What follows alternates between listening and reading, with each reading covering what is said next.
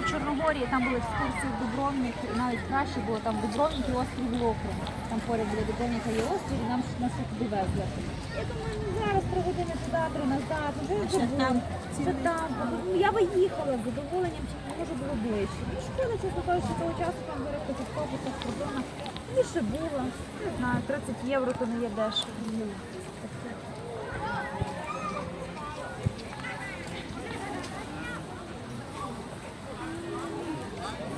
Ну, щоб їхати